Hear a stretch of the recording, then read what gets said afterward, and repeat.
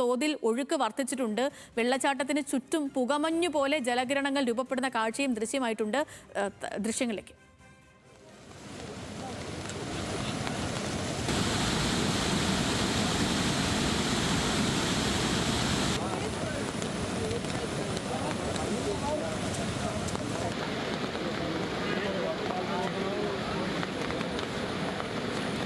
Levin K Vijayan വിവരങ്ങളുമായി ചേരുന്നുണ്ട്. Levin, Athirappilly രൗദ്രഭാവത്തിൽ ഒഴുകുകയാണ്. ഇപ്പോൾ നിലവിൽ അവിടുത്തെ ഒരു സാഹചര്യവും ജില്ലയിലെ മുഴുവൻ ഒരു മഴ സ്ഥിതിയും എങ്ങനെയാണ് ലെവിൻ? സേതു, സംസ്ഥാനത്താകെ മഴക്കെടുതി വലിയ ബുദ്ധിമുട്ടുകൾ ഉണ്ടാക്കുമ്പോൾ പലയിടങ്ങളിലും ഉരുൾപൊട്ടലും പ്രശ്നങ്ങളും ഒക്കെ ഉണ്ടാക്കുമ്പോഴും തൃശൂർ ജില്ലയിൽ ശക്തമായ മഴയുണ്ടെങ്കിലും കാര്യമായ അനിഷ്ട സംഭവങ്ങൾ ജില്ലയിൽ നിന്ന് റിപ്പോർട്ട് ചെയ്തിട്ടില്ല എന്നുള്ളത് ആശ്വാസകരമാണ്. പലയിടങ്ങളിലും നേരിയ തോതിലുള്ള വെള്ളക്കെട്ടും മറ്റും ഉണ്ടായിട്ടുണ്ട്. ചെറിയ ചില നാശനഷ്ടങ്ങൾ ഒഴിച്ചു നിർത്തിയാൽ കാര്യമായ പ്രശ്നങ്ങളോ ആളപായങ്ങളോ അപകടങ്ങളോ ഒന്നും ബുദ്ധിമുട്ടുകൾ ഉണ്ടാക്കിയിട്ടില്ല ജില്ലയിൽ. അതേസമയത്ത് തന്നെ ജില്ലയിലെ പ്രധാന ടൂറിസം കേന്ദ്രമായിട്ടുള്ള അതിരപ്പള്ളി മേഖലയിലെ ദൃശ്യങ്ങളാണ് നമ്മൾ കാണുന്നത്.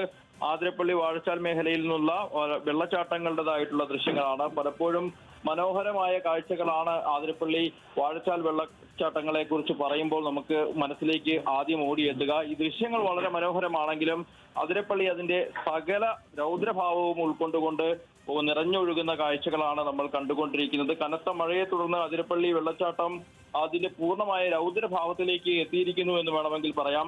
അല്പം മഴയ്ക്ക് ശമനം ഇന്ന് ഉച്ചയോടുകൂടി ഉണ്ടായിരുന്നു. പക്ഷേ വനമേഖലകളിലും മലയോര മേഖലകളിലും അതിശക്തമായ മഴയാണ് പെയ്തുകൊണ്ടിരിക്കുന്നത്.